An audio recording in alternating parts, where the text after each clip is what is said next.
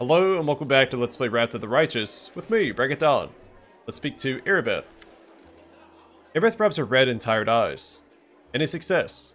How is the city? There's a tiefling chained up in the defender's heart. What can you tell me about him? Irabeth shrugs scornfully. Woljif is a petty thief from a gang of thieflings operating in Canabras. That's what we call them in these parts.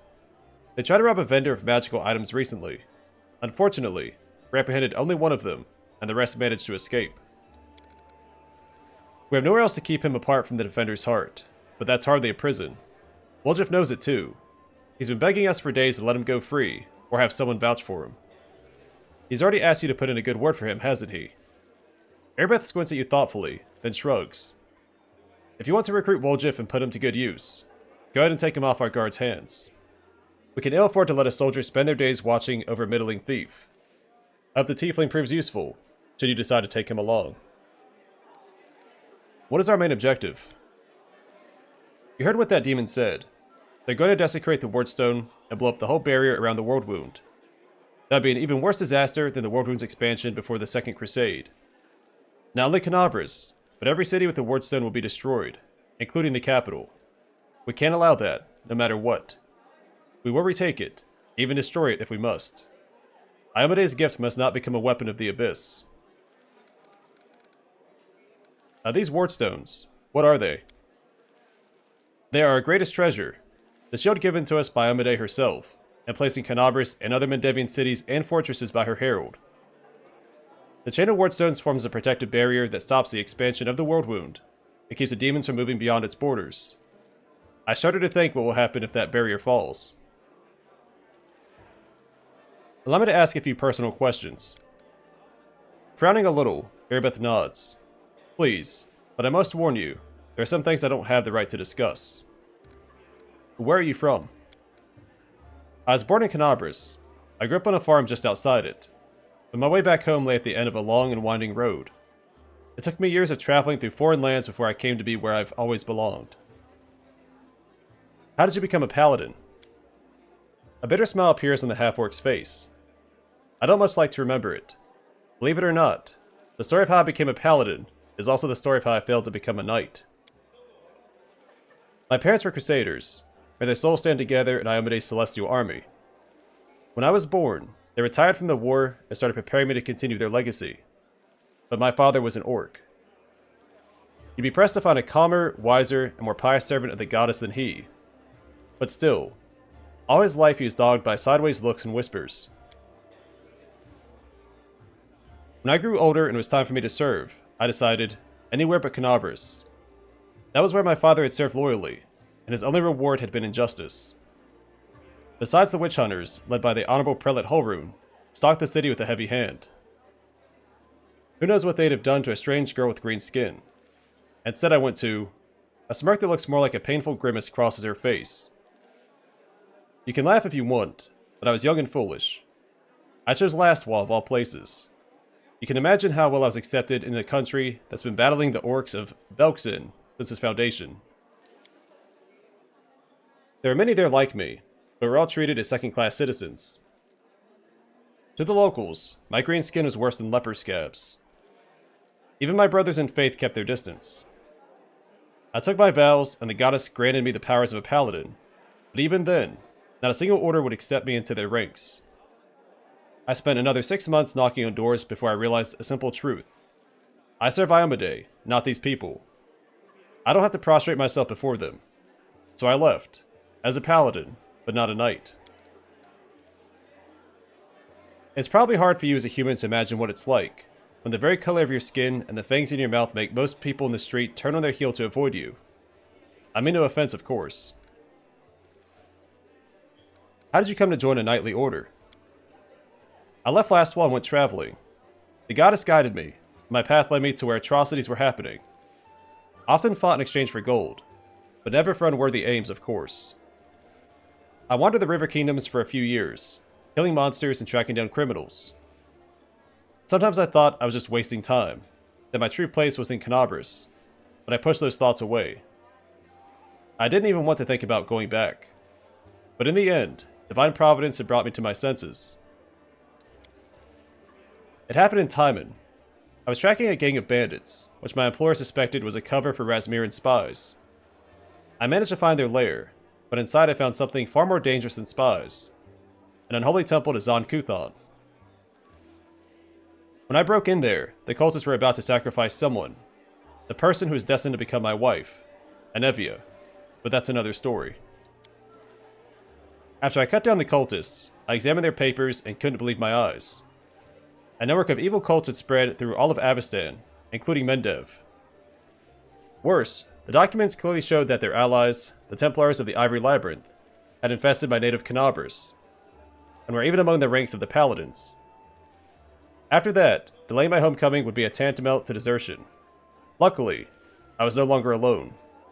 Anevia was as eager to destroy the cultists as I was. Anevia and I hurried to Canabras. We couldn't trust anyone. The papers indicated that the cultists had infiltrated everything. Luckily, I had some experience in investigation, and my beloved, the half-orc, smiles warmly.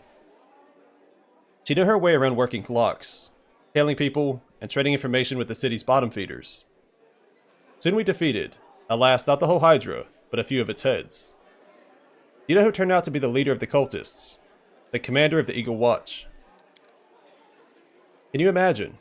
While Prelate Holrun was chasing witches through the city, the enemy had infiltrated the very order responsible for internal security. The scandal reached the ears of the Queen.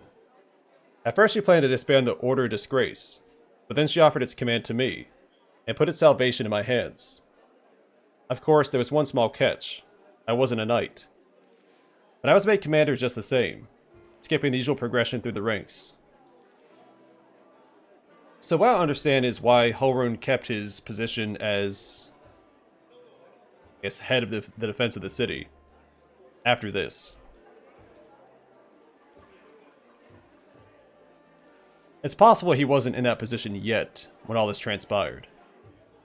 But he's been in charge for a while. I guess we don't have solid dates.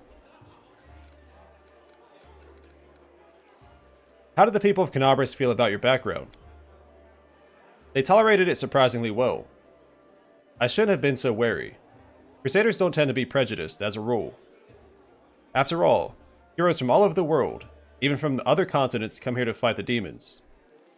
Apparently the people are only suspicious of full-blooded orcs. There are already many like me here, and we don't have any problems. Though the locals do have their superstitions. Mendev is as merciless as Lastwall. They just have a different set of victims. He's referring to the tieflings.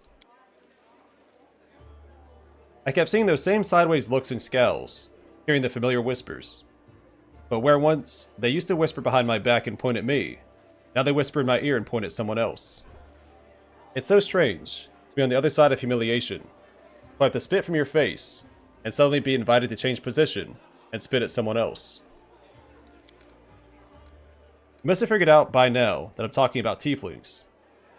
It's true there are many of them among the cultists, and few among our crusaders, and our fighters do all they can to drive away those who would be our allies.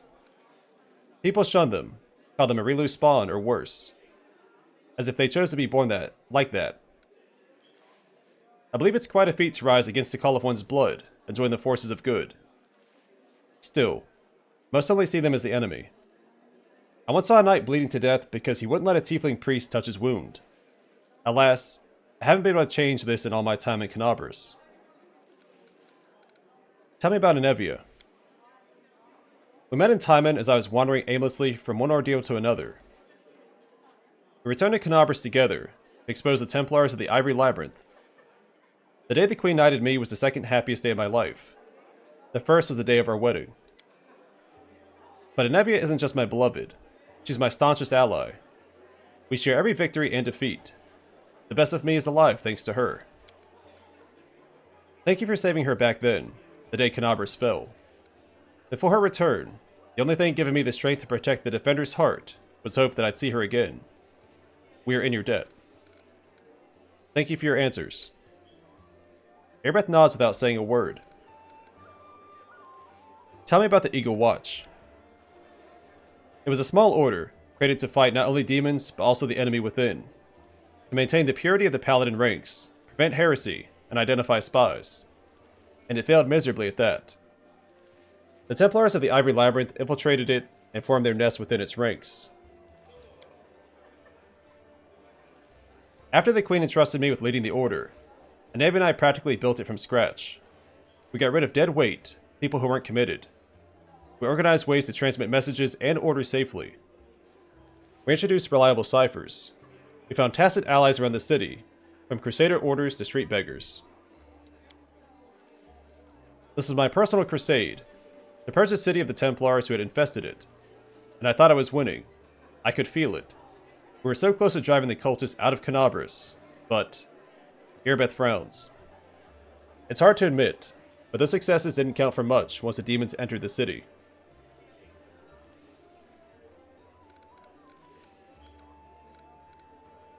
On the contrary, if it wasn't for you, there wouldn't be a headquarters at the Defender's Heart.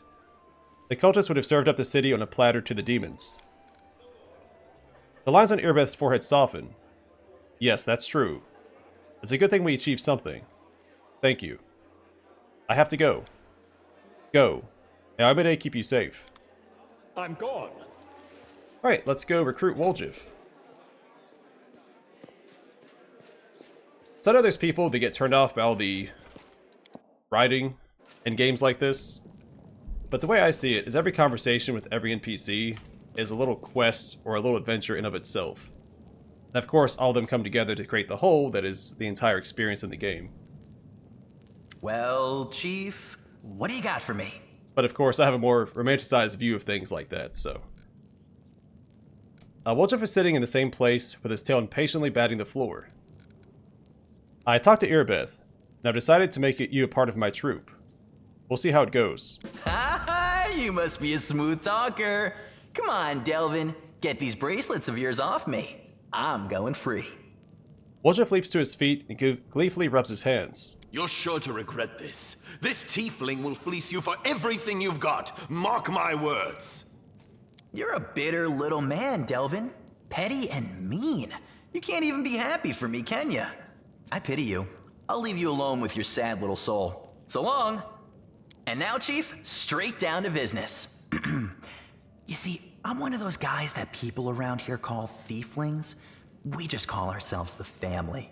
After we knocked over that shop and I got stuck here in the Defender's Heart, a little bird told me that Big Sister Charisme wanted to see me. That she had some questions to ask me. You following? Woljif is freed from his shackles and rubs his chafed wrists. He glances around, making sure that no one is listening in. Now, she won't be asking me questions like, Woljif, how'd you manage to get out of this one? Or, Woljif, you're so thin, didn't they feed you? No, something serious has gone down, and I just know they want to try to pin something on me. I can feel it in my tail. So, I knew right away that I couldn't go alone. You turned up just in time, Chief. You don't need to do anything when we get there. Just stand behind me and look mean, and I'll handle the rest. Somehow. Let's go, I'll show you the way.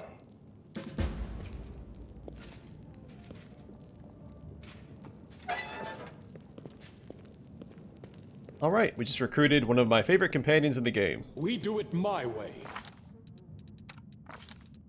Alright, so he's a chaotic neutral, Eldritch Scoundrel. Students of Arcane Magic, Legerdemain, and Stealth. Eldritch Scoundrels are a rare breed of adventurer, most commonly found seeking lost and valuable arcane writings in the ruins of fallen empires.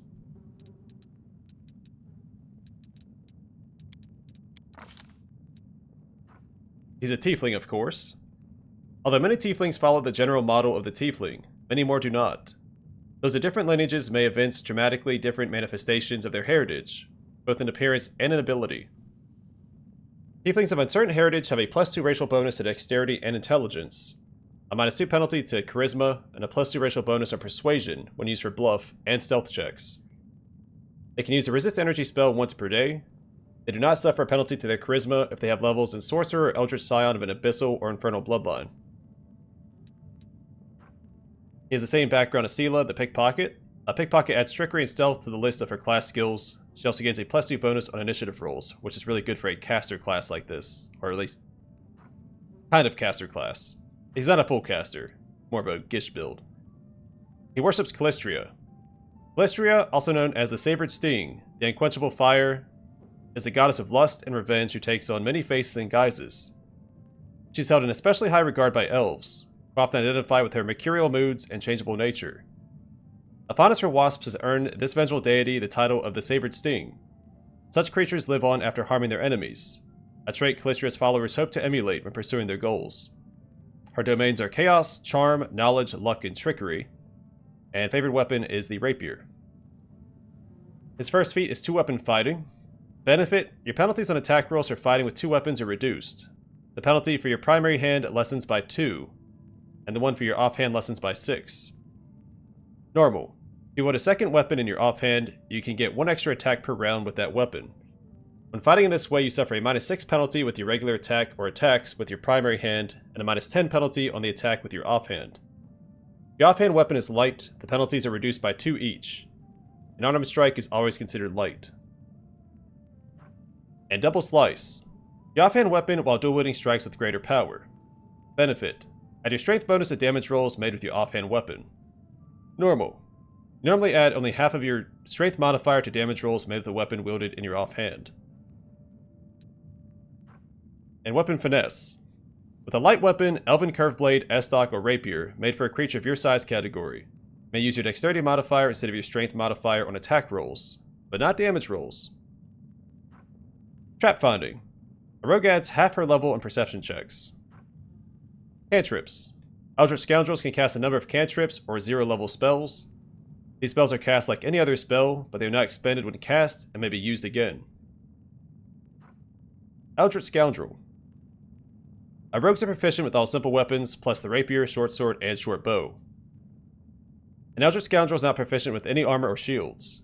Armor sometimes interferes with the Eldritch Scoundrel's gestures, which can cause their spells with somatic components to fail. Which just means there's an arcane spell failure chance when you equip armor. You also can't wear anything above light. Sneak attack: the character can catch an opponent when he is unable to defend himself effectively from her attack. She can strike a vital spot for extra damage. The character's attack deals extra damage anytime her target would be denied a dexterity bonus to armor class, whether the target actually has a dexterity bonus or not, or when the character flanks her target. This extra damage is 1d6 and increases by 1d6 at later levels. This additional damage is precision damage, and is not multiplied on a critical hit. The character must be able to see the target well enough to pick out a vital spot, and must be able to reach such a spot. And Scribe Scrolls: allows you to craft scrolls during camping. And then at level 2, he gets Weakening Wound. When making a sneak attack against a creature that has damage reduction, which is all demons, I believe, the character's attack reduces that damage reduction for 2 rounds by an amount equal to the character's level. This penalty to damage reduction does not stack. And Evasion: a character can avoid even magical and unusual attacks with great agility.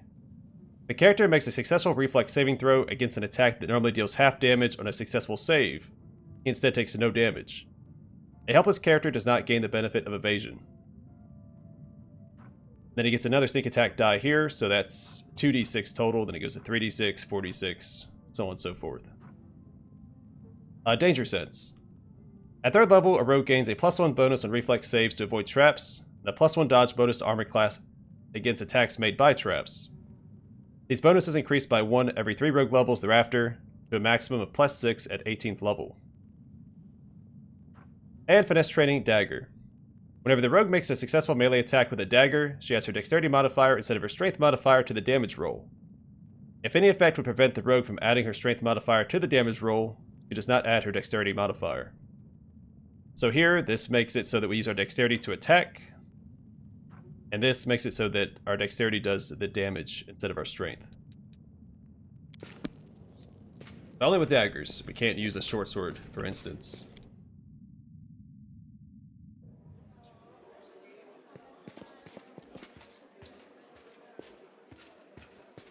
Though sometimes it is better to have a weapon equipped. So we could equip a short sword, because we still use dexterity to hit with a short sword. It won't do as much damage, but depending on the effect, it might be worth having equipped anyway. And speaking of short swords, let's talk to Endora. An imposing young Oread is surrounded by a crowd of crusaders who are hanging on to her every word. I hope this example clearly illustrates the difference between Jetska legionnaires from the last war and the Crusaders. The perfection of form and spirit they were imbued with during creation turned them into parts of a well-balanced war machine. Not a ragtag bunch of individuals, but a united whole. Now tell me again why I'm supposed to be impressed by your reckless assaults, where everyone is fighting for their ego and for the right to beat their peers to a swift but pointless heroic sacrifice. Some of the Crusaders grumble unhappily, but it is clear that they are captivated by the woman's words. The only exception is a scraggly and disheveled halfling monk, whose puffy black eyes give him away as a brawler and a troublemaker. He enthusiastically pushes forward and tries to engage, but one of his friends swiftly jabs him in the back with an elbow, making the poor fellow pause to catch his breath. He quietly listened to the discussion. One of the Crusaders angrily curls his fist tightly, and retorts with a burst of passion. If those gists of yours, or whatever, had come for us, we'd have their guts for garters. You think we've never fought a mighty adversary before? The soldier's stern facade cannot fully conceal his relish. He clearly plans to enjoy this confrontation. The Crusaders around him look upon their exotic opponent with a mixture of irritation and piqued interest. The woman chuckles before cutting off her interlocutor.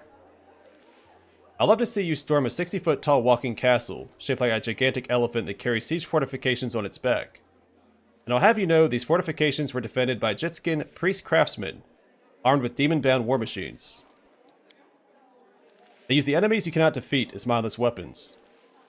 The woman gives the people around her a triumphant look and adjusts her clothes with pointed nonchalance. Her voice takes on a lecturer's tone. You should not argue with someone who happens to be the most authoritative researcher on the history of warfare 3,000 years before the foundation of Absalom. The woman looks at you and flashes an amused smile. The lecture is over. Do my esteemed listeners have any questions? Who are you? I am Endora, a warrior, magus, and scholar of classical warfare from Garund. The woman peers at you apprehensively, then sighs.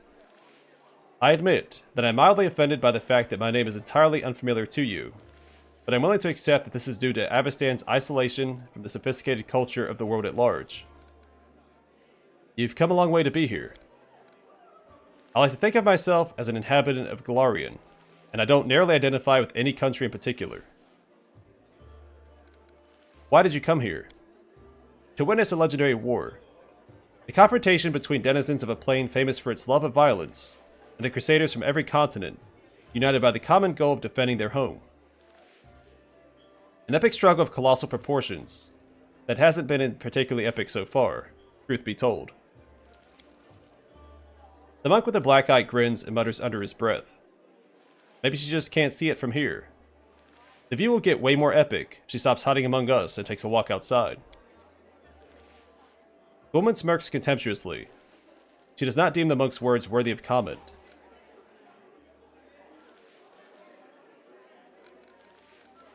I disagree. The Crusaders are doing a commendable job at resisting the demons. Oh yes, and the situation we have found ourselves in can attest to that. But then again, demons are no better.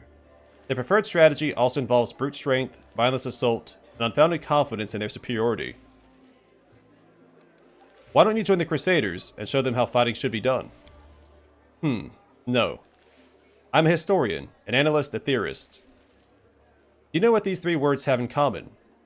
They describe a mortal woman who does not participate in the conflict upon which her thesis will be founded. But then again, I will hardly be able to describe this mess as anything other than a feeble likeness of the last war of Jitska. The monk with the damaged eye grins slyly and comments. The more dangerous the upcoming scuffle is, the more motivated we are to find clever and pretty words to justify not actually doing the fighting. What is this last war that you mentioned? The last war of Jitska, of course. A large-scale conflict that took place 3,000 years before the foundation of Absalom. It was a war against the Osirian pharaoh of Forgotten Plagues, the war that ended the legendary Jitska Imperium. An epic struggle that became the most vibrant page in military history.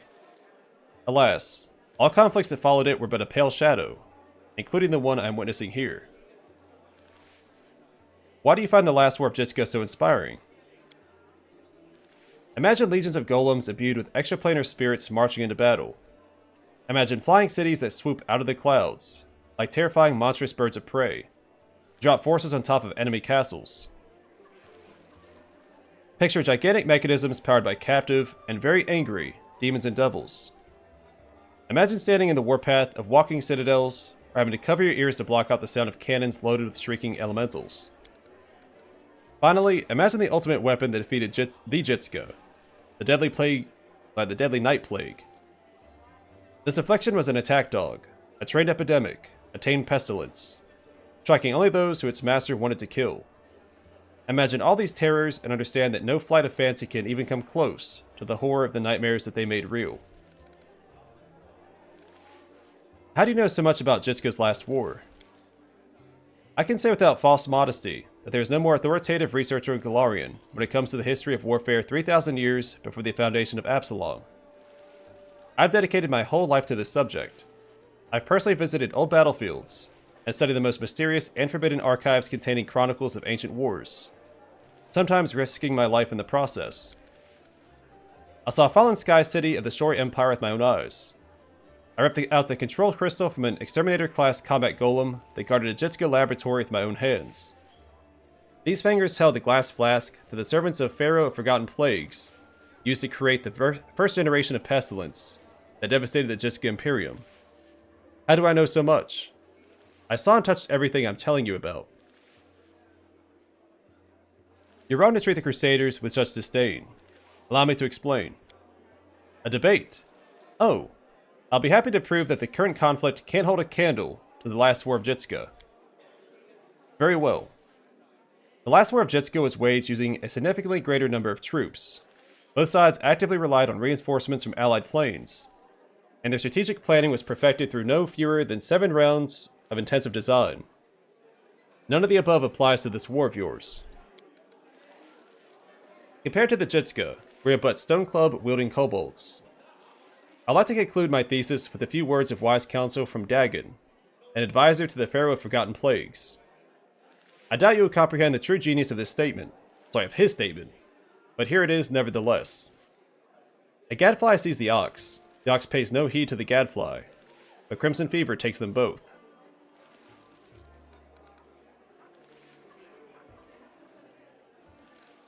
The events of the past are shrouded in legend, but the fate of the world is being decided here and now. That is what you fail to grasp. The earnestness on the faces of those around you is taking away Endora's panache, encouraging her to backtrack and stumble over her words. Of course, I'm not trying to diminish the importance of current events. What I'm trying to say is that from the standpoint of history, and particularly the history of warfare, she falls silent, fixedly staring at the unfriendly eyes of her audience. The true importance of these developments won't become obvious until later. Endora offers a pretentious dismissal. As a scholar, I cannot deny that there is a certain truth beneath your skeptical statements. History is a complex discipline rooted in fact, and an evidentiary base that grows ever more meager the farther the described period is from the present moment. Of course, if I were to argue in bad faith, the way Crusaders embellish their tales of slaying a single Bemorak by adding a dozen Baelors, for example, I could win this debate. But I am above such things, and therefore I'm forced to admit that your skepticism is not entirely without merit.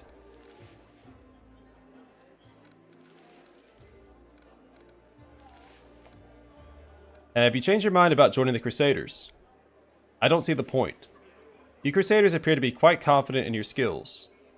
If nothing else, you presented your arguments to me with extreme confidence. Endora unbuckles her sword belt and hands you the weapon. This is a worthy blade. It'll be of use not only for the strong, but also for the wise. And this is where I bid you farewell. Before the end of the day, I was planning to observe how winged demons use pack tactics to drive their prey like herds of livestock. It is about time I got back to my research. The hint of a smile graces Endora's lips when she sees the disappointment in the eyes of many Crusaders around her. Stay safe.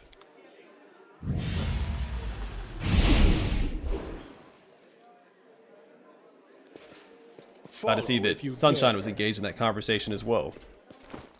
Alright, so we got the Claw of Jitska. It is a +1 flaming short sword. A straight sword forged by the craftsmen of Garund. The scabbard is decorated with engravings that depict battles between Osirian and the Jitsuka Imperium, accompanied by Endora's musings embroidered in gold thread.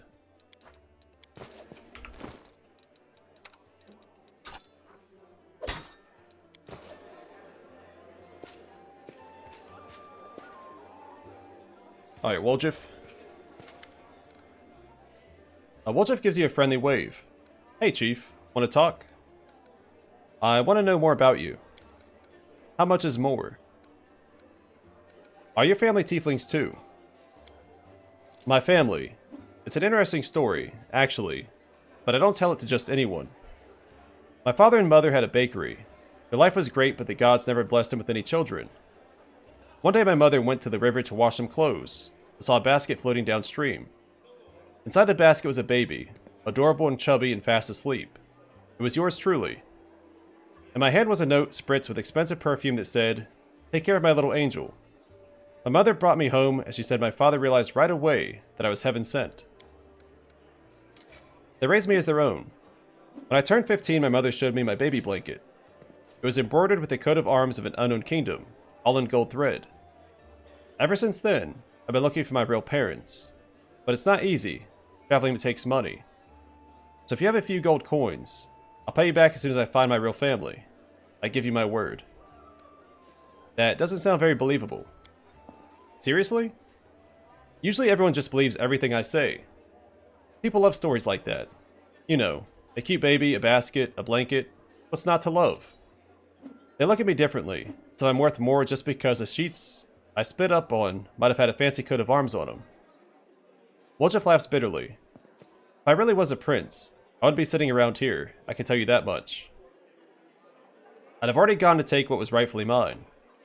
And then I come back with an army, so I could watch the guards and merchants who pushed me around all my life bow and scrape before me. But that's not gonna happen. Want to hear the real story? The true story is boring. My family is human, both my father and my mother. They used to live in a village nearby. I forget the name. When my ma had me, old man got so mad he almost killed her.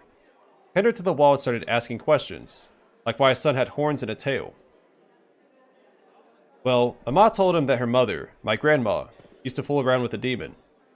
When he heard this, Daddy Dearest got drunk, crashed the house, and then took off. I don't remember any of this, of course. My grandma told me. I was about 3 years old and my mother brought me to Canabris and left me with my grandma.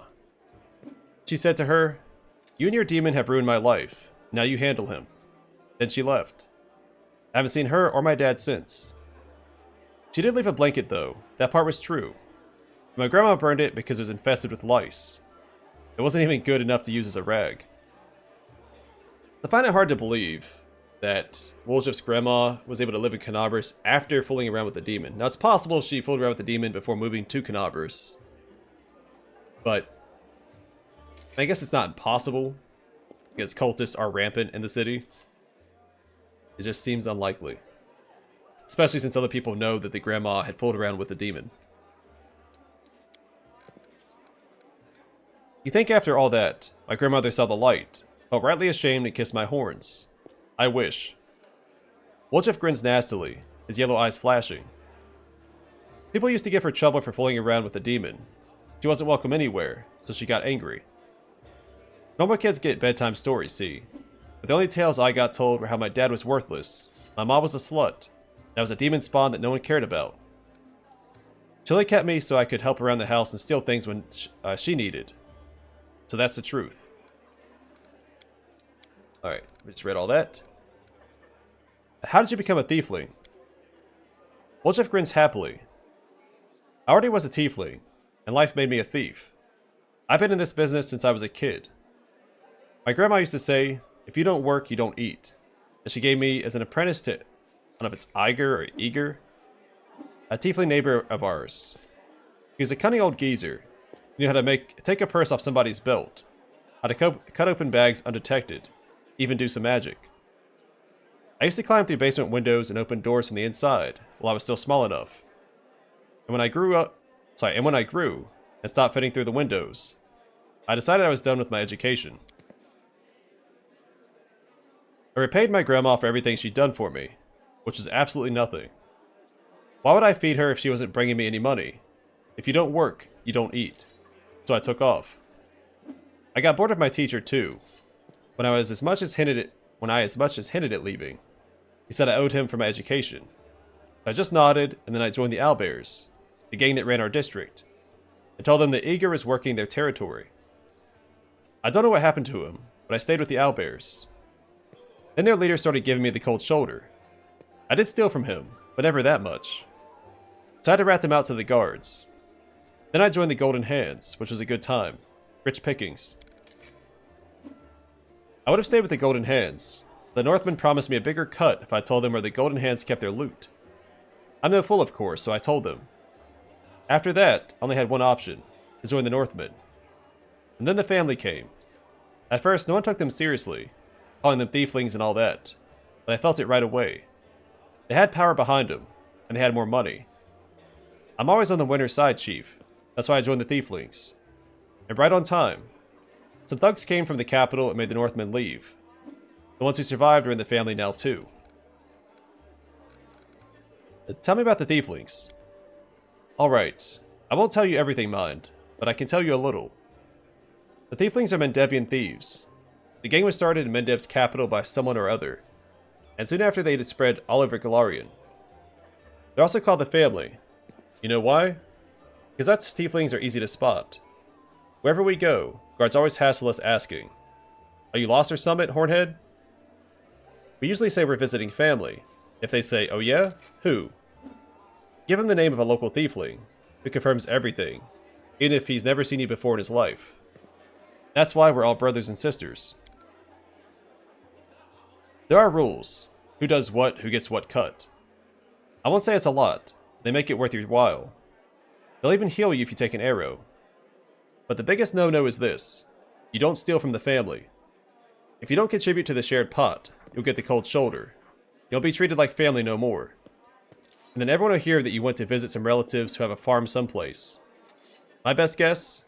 The farm is in some underground well beneath Canabras where they breed graveworms. Huh. If Sister Charisme, our boss, looked the other way more often, I'd really be able to spread my wings.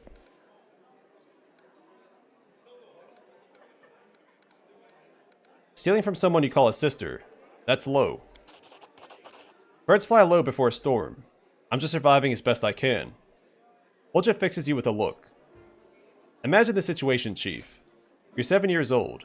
You come home and your own grandma, your family, is lying there drunk, and there's no food because she got wasted in the morning and didn't cook anything. And you know that she has a stash under the 3rd floorboard. You take this money so as you don't starve to death. And then, when she wakes up, she beats you because you shouldn't have taken it. You should have stolen some food. You're a waste of space. That's something you can never understand, Chief. You only care about moral choices.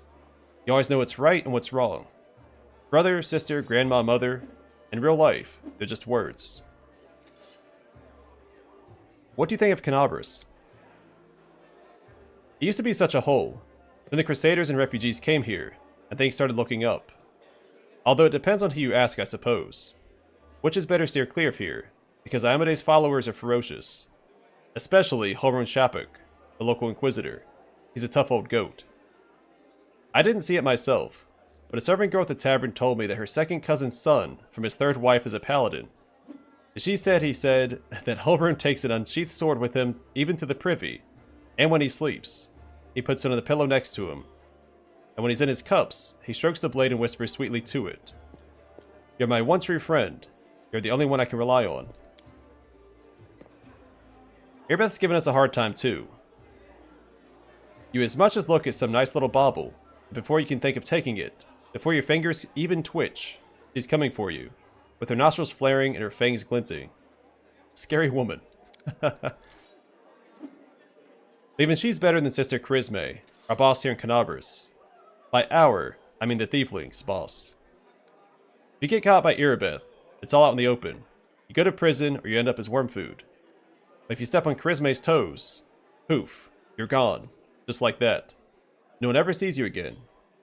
All you'll hear is, he went to the family farm, even though he's never had a family or a farm. You have demon blood in you. You feel drawn to the abyss. Woljif's tail whips back and forth nervously, raising clouds of dust. Why? Are you an inquisitor or something? What's it to you? If I've wronged you somehow, just come out and say it. Don't ask me trick questions. I know how it happens. I used to know a fella. He's married to the sister of a guard. Some shady types got him drunk one night and started asking him suspicious questions about the gods, about the queen. So he wakes up hungover with a headache. Someone's mumbling something. It smells like smoke, and his feet are kinda hot. He looks down, and there's a fire under him. The prelate is reading out his sentence. So I think if you play a tiefling, he does admit to feeling drawn to the abyss. Or it might come up later in his quest. I remember him admitting to it at some point. Your shadow looks strange. What kind of magic is that? Whoops. Ladies and gentlemen, roll up, roll up. No dark magic, no fraud. A trick without any deception. Woljif snaps his fingers and blue flame engulfs him. The shadow that was previously lying calmly at his feet grows, floating in the air behind him. It is the shadow of a huge horned, winged demon with claws. Ta-da! It doesn't do anything, it just looks scary. I remember when I was little, an old beggar showed me and my friends how to make shadow puppets. Put your fingers together in front of a light, and it makes a shadow of a deer or a dog or a dove on the wall. I tried so hard, I wanted to make the best shadow, and I did. It just happened. Woljif chuckles sadly. Funnily enough, that's the last time I had any real friends. They tried to stone me later, screaming at me, calling me a demon. A tiefling is always a demon to these wimps. Even the lowest ranking drunken gnome thinks he's better than me, just because he hasn't got horns or a tail. The poorest beggar in the filthiest gutter thinks he's better than me. Most people would never show their shadow again after that first time, but I don't care. If stones start flying again, I'll just run. I'm used to it by now. That's actually some pretty good foreshadowing. Just remember this last sentence for later in the game.